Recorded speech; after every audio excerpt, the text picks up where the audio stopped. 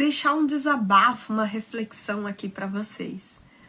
O que os pais pensam quando eles dão a resposta? Porque a casa é minha. Recentemente eu tive outro desentendimento com a minha mãe de novo. Porque ela resolveu fazer um faxinão na casa e resolveu limpar o meu quarto. O problema dela limpar o meu quarto é que toda vez que ela entra, ela não sabe deixar as coisas no lugar. Ela simplesmente quer guardar conforme vozes da cabeça dela, onde ela acha que vai ficar melhor. E nessa arrumação dela, coisas se quebram, coisas se perdem, coisas nunca mais aparecem. Ela joga fora coisas que não deveria jogar fora, porque conforme vozes da cabeça dela, ela não entende qual é a lógica de eu manter algumas coisas em alguns lugares ou guardar algumas coisas. Recentemente, nessa vez que ela entrou no meu quarto, ela quebrou minha caixinha do notebook de som. Enfim, ela não viu que o cabo ficou no chão.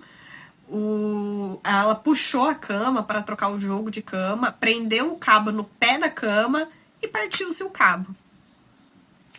Fora que ela também amassou os papéis da faculdade que eu tinha para entregar as atividades. E aí lá vai eu falar novamente com a minha mãe. Mãe, por que você entrou no quarto, mãe? Toda vez que você entra, da última vez você jogou fora um monte de coisa que não poderia ter jogado. Documento, agora você já quebrou as coisas, já amassou papel, por que você entra, sendo que a gente já tinha combinado de que jogo de cama é só deixar em cima da cama que eu troco, que limpar o quarto, você sabe que eu limpo 2 vezes por semana. Eu mal fico no quarto, já que eu tô escravizada no trabalho CLT e fico mais tempo lá do que em casa. E aí ela virou e falou, porque a casa é minha. Gente, eu vejo muito alguns pais falarem isso, né, pros filhos, num tom de, ai, eu sou a autoridade aqui porque a casa é minha. Eu tenho muitas reflexões sobre o assunto, sabe? Eu acho que, primeiro, nós, filhos, não pedimos pra nascer ou morar na sua casa.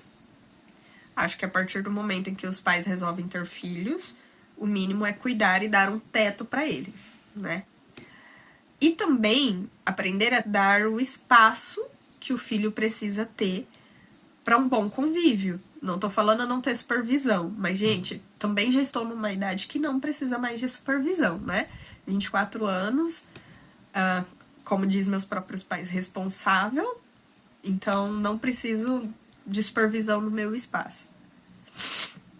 E você virar e falar, porque a casa é minha, vocês não estão fazendo com que a gente deseje continuar na sua casa. Hoje, quando eu era mais nova, eu tinha muitos episódios em que a minha mãe falava, a porta é a serventia da casa, porque a casa é minha. Claramente tivemos aí um relacionamento onde não era muito saudável entre pais e filhos, né? Nem comigo, nem com meu irmão. E a gente desenvolveu alguns traumas em que foi tratado com psicóloga. Eu fiz por 2 anos e meio, meu irmão ainda faz. E eu paguei muito caro em terapia para poder voltar a ouvir essas coisas e passar por situações em que a gente vivia na adolescência diariamente. E ouvir isso de novo da minha mãe depois de um tempo, não sei, mas deu um gatilho de você precisa sair então da casa dos seus pais. Porque quando ela falou isso, me ressuscitou lembranças na cabeça de todas as vezes em que eu só queria que não mexesse nas coisas, que não quebrasse ou sumisse com algo, ou toda vez que eu pedia alguma coisa e pra minha mãe era o fim do mundo e ela dava essa resposta. Hoje, a casa em que eu moro, não me sinto como um lar meu. Não sinto como uma casa minha. Então eu sei que a partir do momento que eu sair, eu não vou querer voltar. Eu não vou querer ficar com essa casa. Nem com essa e nem com a outra, da qual eu passei uma infância inteira que a gente tem. Né? A outra tá alugada e eles falam, ai, quando a gente morrer eu não quero que vende, ai, vocês precisam cuidar, mas por que eu vou querer ficar com uma casa em que eu não tinha boas lembranças e que os meus pais falavam que a casa não era minha? Tudo bem, a casa pode ser que não seja minha, porque é deles, eles estão vivos, mas falar isso, dependendo do momento do que tá acontecendo ali não é algo que vai fazer a gente querer ficar nem depois quando a casa for nossa. Pelo menos essa é a sensação que me dá. Hoje eu falo que se eu sair de casa, não quero ficar perto, sabe? Não quero ficar próximo justamente por falas assim. E aí, é por isso que eu fico muito feliz que durante a pandemia se levantou os pontos em que nem toda família, quem deveria cuidar e proteger dos filhos, cuida e protege dos filhos. Muitas vezes, alguns pais e mães têm filhos, mas eles não possuem uma mentalidade preparada para ter filhos, ou atitudes equilibradas e saudáveis para educar filhos.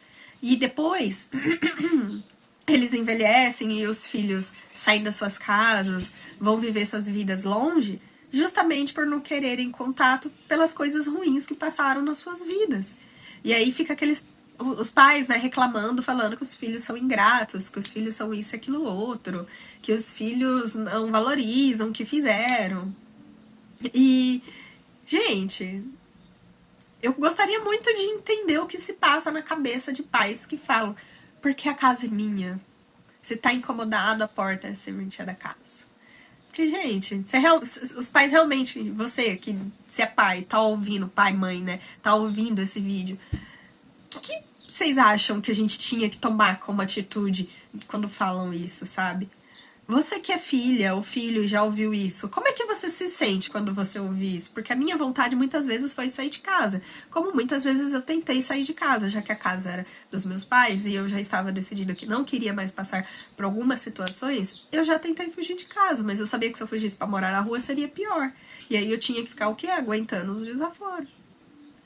Porque uma coisa é você educar, outra coisa é você ter que aguentar a humilhação e desaforo, mesmo que seja dos pais.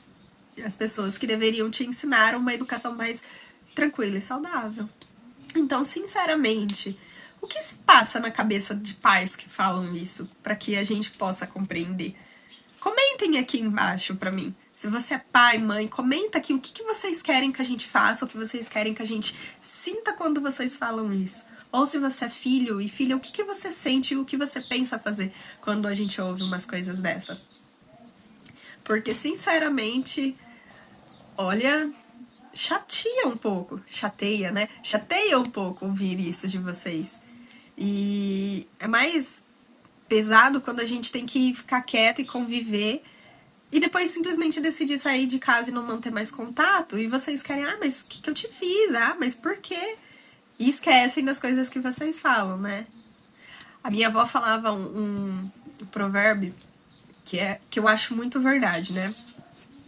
Quem bate esquece, mas quem apanha lembra. Eu acho que isso é muito verdadeiro, porque muitas coisas eu já vi que quem falou, quem fez não lembra, mas a pessoa que recebeu a ação, a palavra, a agressão, ela lembra. E aí quando você tenta falar para outra pessoa, você lembra do que você fez? Ela fala que não fez, que não lembra. E eu acho que isso é uma das coisas ruins também entre o relacionamento entre nossos pais. Eles fazem as coisas achando que estão certo, esquece, não percebem o quanto podem estar chateando ou magoando nós. E depois, se a gente fala alguma coisa, fala que a gente que é doida, a gente que tá inventando. Então, me ajudem vocês no YouTube a compreender esse tipo de coisa, porque sinceramente não compreendo. A minha psicóloga orientava a sair de casa, né? Nem que seja para um pensionato, nem que seja para morar sozinha com menos recursos, mas orientava a sair de casa. Só que no momento atual eu não consigo, financeiramente falando. Então, me conta aí como vocês, filhos, levam, né, essa situação, como vocês se sentem e vão aí levando o relacionamento familiar de vocês. E não se esqueçam de curtir o vídeo, tá? Para que vocês possam aí continuar recebendo respostas e acompanhando os comentários das próximas pessoas que vão comentar aqui. E também de se inscrever no canal e ativar o sininho da notificação para ficar por dentro de mais assuntos e conteúdos como esse. Porque sim, eu vou trazer mais conteúdos sobre relacionamentos entre pais, filhos, relacionamentos amorosos. Eu trarei mais assuntos reflexivos, até porque assuntos assim ajudam nós a desenvolvermos uma mentalidade mais inteligente, equilibrada, saudável. E é isso um dos objetivos desse canal, que é ajudar todos vocês, ou quem tem um interesse, né, a se desenvolver melhor na vida. E se você quer ficar por dentro de mais assuntos, você também pode me seguir lá no Instagram do By Amanda Oliveira também, tá bom? Então, gente, um beijo e até o próximo vídeo. Mas não se esqueça de comentar aqui embaixo para que eu possa interagir com vocês, porque eu amo ler e responder os comentários, para que a gente possa aí se ajudar a compreender a complexidade desses assuntos aqui, né? Então não se esqueça de comentar, viu? Mas um beijo e até o próximo vídeo. Tchau, tchau!